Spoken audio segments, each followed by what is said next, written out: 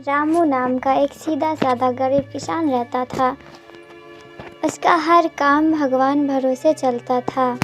एक बार वह एक गाय बेचने के लिए हाट में जा रहा था। रास्ते में वह आराम करने के लिए एक पेड़ के नीचे रुका और गाय को पेड़ से बांधकर पेड़ के नीचे आराम करने के लिए लेट गया। तभी एक गिरगिट पर उसकी नज़र पड़ी।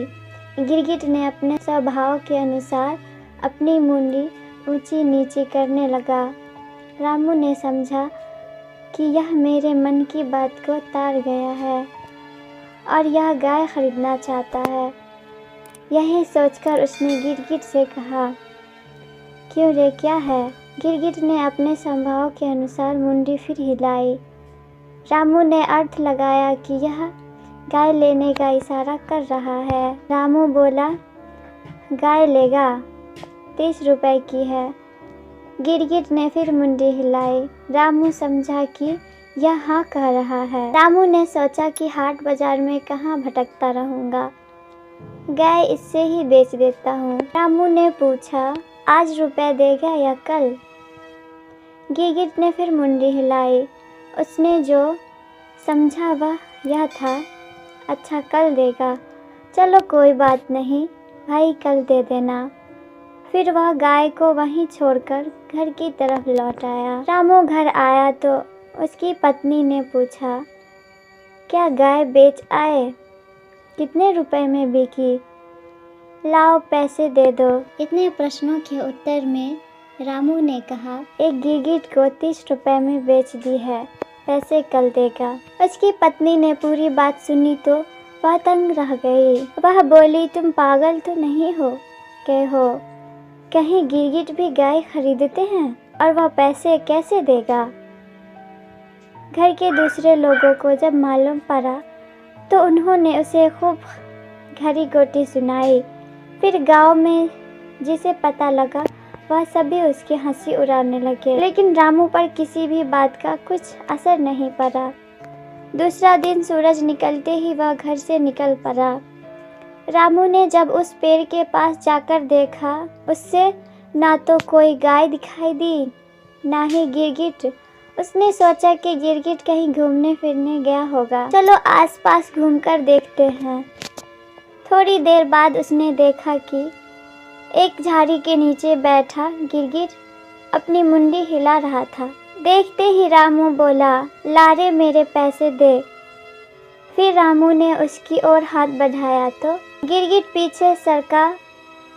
रामू जरा और आगे बढ़ा तो गिरगिट अपने बिल में घुस गया। रामू ने सोचा कि शायद वह अंदर रुपए लेने के लिए गया है। थोड़ी देर प्रतीक्षा की, फिर वह उठा और अपने पास बड़ी एक लकड़ी से बिल को यह कहकर कुरेदने लगा, चल भाई चल, बहुत देर हो गई, मुझे पैसे दे दे जिससे मैं घर जाऊं। 2-4 बार कुरेदने से वह उसे चांदी के सिक्के नजर आए। रामू ने समझा यह सिक्के गिरगिट ने भीतर से दिए हैं। उसने एक एक करके 30 सिक्के गिनकर निकाल लिए। तभी वह एक मटकी दिखाई दी। उसमें और भी सिक्के थे, लेकिन उसने केवल 30 सिक्के ही निकाले और बोला, देख ले भाई, 30 रुपए लिए हैं। रामू ने फिर से मटकी को मिट्टी में छुपाकर अपने घर की राह पकड़ ली।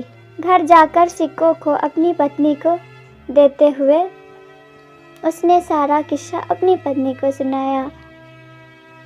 उसकी सारी बातें एक पड़ोसी बड़े ध्यान से सुन रहा था। उस पड़ोसी ने लालच में सोचा कि मैं अभी जाकर वह मटकी ले आता हूँ। रात को वह उस जगह पहुँच गया जहाँ से रामू ने सिक्के निकाले थे।